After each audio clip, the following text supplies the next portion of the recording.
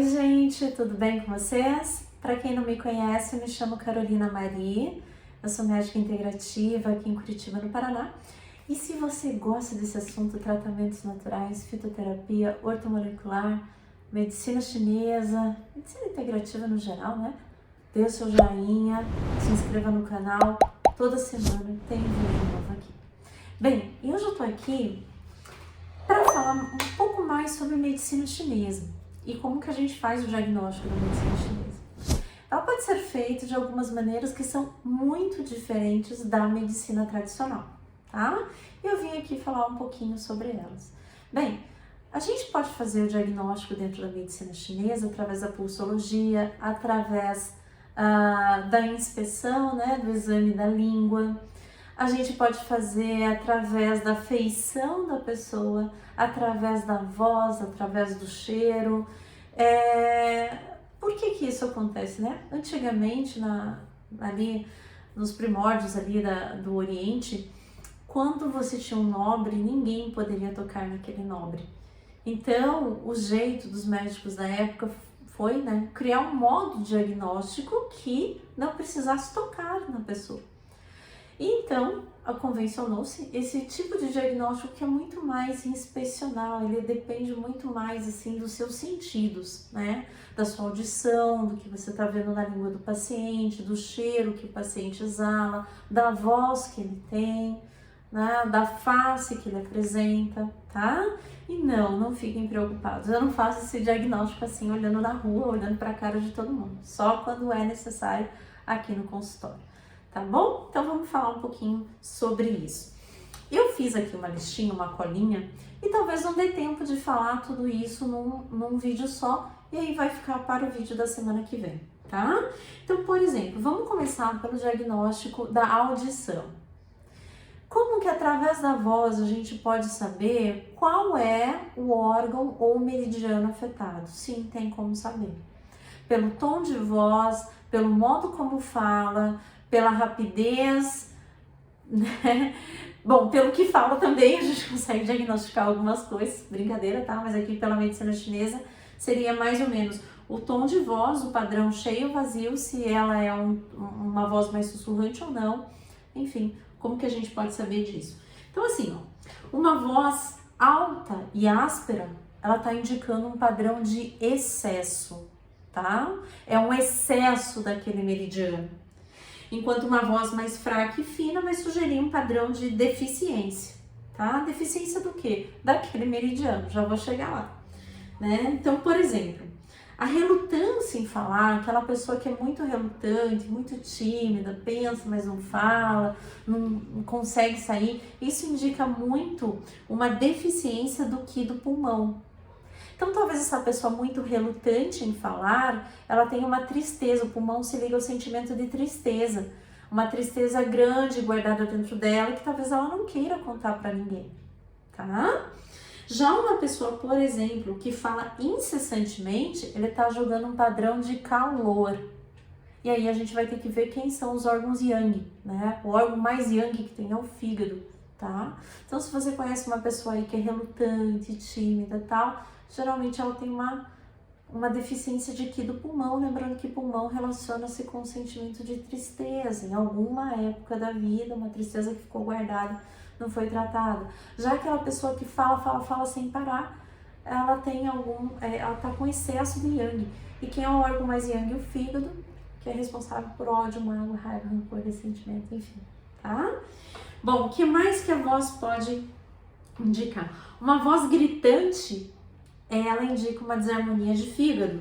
Já uma voz sorridente, uma desarmonia de coração. E quem me conhece mais profundamente sabe do que eu tô falando, tá? Uma voz melodiosa, uma desarmonia de baço, uma pessoa que pensa muito, né? Uma voz sussurrante, mais uma vez, desarmonia de pulmões. E uma voz mais gemente, uma desarmonia de rins. Então, vamos reparar no modo que essa pessoa fala, né? O rim, ele vai ficando fraco à medida que a gente vai envelhecendo. Então, pode ver, o vovozinho, a vovozinha tem uma voz mais sussurrante. À medida que o tempo passa, a gente vai adquirindo uma voz mais sussurrante, tá? Aqui é importante falar, né, o quanto a comunicação é importante. Né? Lembre-se sempre que na medicina chinesa o que causa doença não é bem o sentimento, é o sentimento, porque sentimento e emoções você tem o tempo todo, mas aquele que vem e passa, tudo bem, o duro é quando ele fica, é aquele ressentimento que você guarda, é aquela tristeza que você guarda dentro de si, tá? Então é isso que vocês têm que tomar cuidado.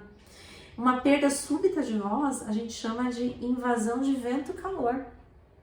Ah, que é isso, doutora? O meio externo, ele também influencia na nossa saúde. Então, por exemplo, uma pessoa que vive inchada, ainda vai viver em ambiente úmido, vai inchar cada vez mais. Né? Precisa se dizer isso.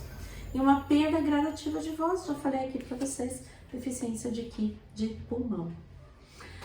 Padrão respiratório também vai indicar algumas doenças, né? Então, quando eu tenho uma respiração muito áspera, muito ruidosa, ela indica um padrão de cheio, enquanto o som respiratório é fino, se ele é mais fininho, fraco, sugere um padrão de vazio, uma falta, e o outro é um excesso, tá? É sempre entre falta e excesso, gente, yin e yang, né? Eu tinha um professor de acupuntura que sempre falava isso. Ah, como é que se tem um paciente assim sensado? Ele sempre dizia, só consertar o yin e o yang dele. É equilibrar o yin e o yang. Ele estava certo, né? Vômitos. Vômito com ruído forte indica um padrão de cheio, geralmente calor de estômago, tá? Já vou explicar isso. Enquanto vômitos com ruído fraco, um padrão de vazio, deficiência de estômago, deficiência ali do meridiano do estômago, tá? Então, quando ele tá muito ruidoso, e quem que dá calor esse sistema? É sempre fígado, gente. A pessoa vomita lá, faz um barulhão, tá? Provavelmente ela tá expelindo o que também? Raiva pela gordura, né?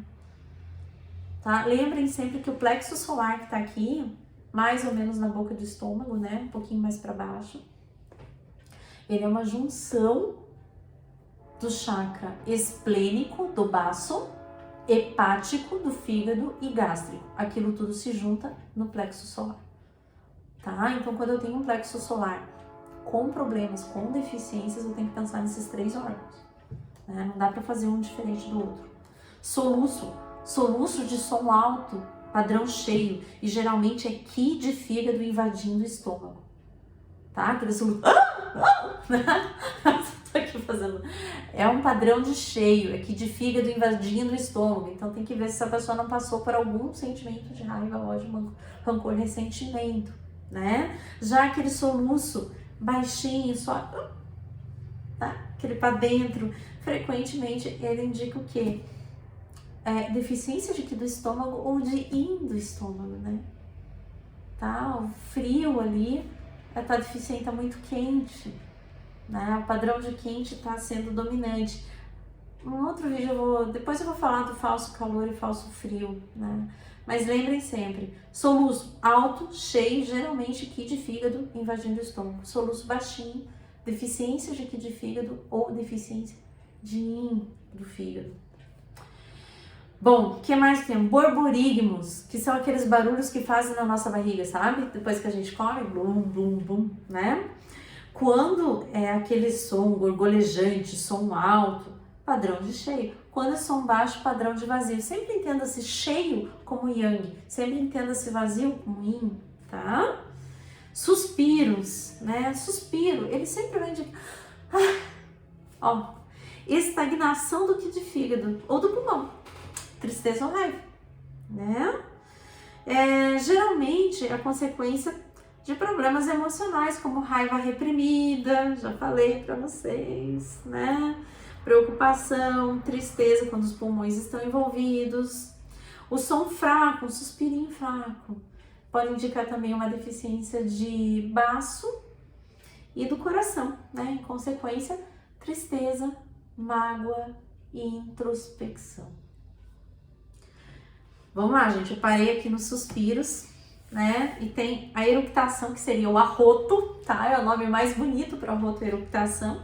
Sons altos, condição de cheio, pode ser retenção de alimento, tá? Esse arroto, ele pode ser, quando ele é alto, retenção de alimento ou calor no estômago ou kit fígado, né? E quando ele é baixinho e curto, sugere uma condição de deficiência de ki de fígado com ou sem frio. Veja, gente, tudo que envolve o sistema digestivo, estômago, fígado, ele tem intestinos até, ele tem um padrão emocional muito grande, que pode ser de fígado, ódio, raiva, mágoa, rancor, ou de pulmão, tá? Que o pulmão também rege os intestinos, né? Tristeza causa muita deficiência. Então, para você ver como os nossos órgãos digestivos, eles são dependentes das nossas emoções. Um pensamento, uma sinapse gera um pensamento. Um pensamento gera uma emoção. Essa emoção, ela atravessa o sistema, as várias conexões que a gente tem no nosso corpo, né? Conexões nervosas, causando deficiência de órgãos. E por que é importante saber se é calor ou frio?